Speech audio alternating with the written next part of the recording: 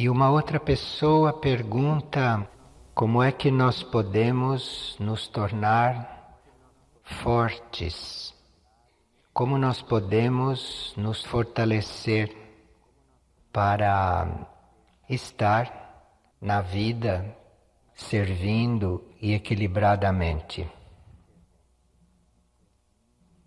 Bem, dentro de uma certa energia da vontade, dentro desta energia, nós vamos nos fortalecendo quando vamos resolvendo as coisas que surgem, principalmente as coisas inesperadas, que geralmente desconcertam as pessoas. Quando nós vamos resolvendo tudo o que surge sem nós nos revoltarmos, sem nós reclamarmos e sem nós darmos sinais de fraqueza. Então acontecem coisas inesperadas e se nós nos atiramos para resolvê-las, sem fazer nenhum comentário, isto parece que é o que mais fortalece. E outra coisa também que nos fortalece muito é nós, de vez em quando, ficarmos em perigo. Nós não gostamos, né, de ficar em perigo, tememos ficar em perigo, mas, no entanto, a vida nos coloca em perigo às vezes. E a vida faz isto porque nós ficamos fortes nestas situações. Nós não nos fortalecemos muito, não, quando nos sentimos muito seguros. Nós ficamos fortes quando nos sentimos em perigo e quando sabemos estar nestas situações.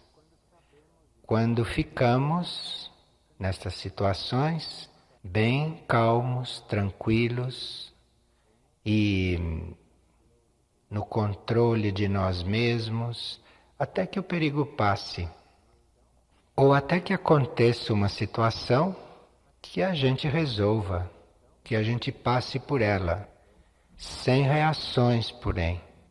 Então isto tudo fortalece muito.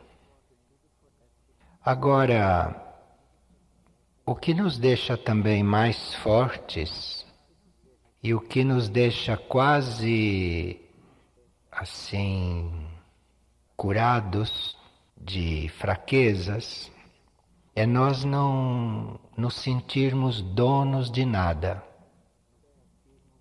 Na hora que a gente perde este sentido de propriedade sobre coisas, sobre pessoas, sobre tudo isto que a gente acaba se sentindo dono, isto tudo traz fraqueza. E à medida que a gente vai eliminando, dissolvendo, abandonando esta impressão de propriedade, de que alguma coisa é nossa, isto vai fortalecendo a gente.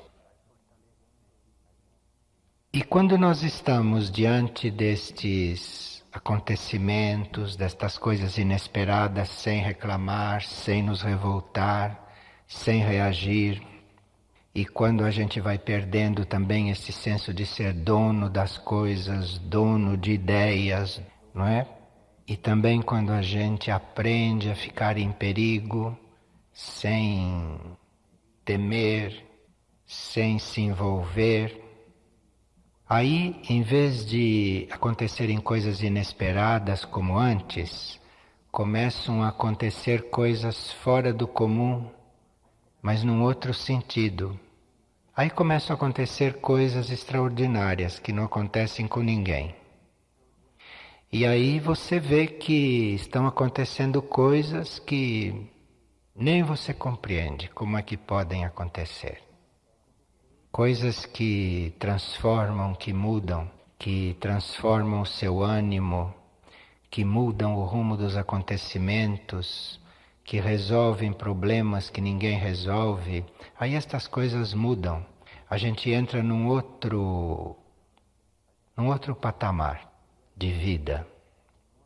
E aí quando começam a ocorrer estas coisas incomuns, extraordinárias, que a gente vê que evidentemente não fomos nós que fizemos, nem nós que promovemos, mas elas acontecem conosco.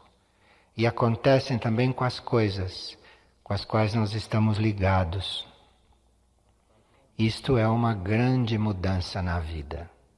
Isto é viver um outro patamar, viver um outro plano, um outro nível. E aqui tudo que vai acontecendo, tudo que vai sucedendo, tudo que nos cabe viver, o nosso caminho, enfim, torna-se uma coisa que não nos afeta mais. E isto é um outro patamar de vida. Isto existe aqui nesta terra também. E há quem viva assim. Mas isto precisa um certo trabalho, né? Isto precisa uma certa devoção por estas coisas. Isto precisa uma íntima decisão e não querer viver da forma como todo mundo vive, apreensivo, revoltado, com medo. Mas aí isto vai acontecendo gradualmente e imperceptivelmente nós passamos a viver num outro plano. Aqui mesmo, encarnados na matéria, com os mesmos fatos e tudo isto.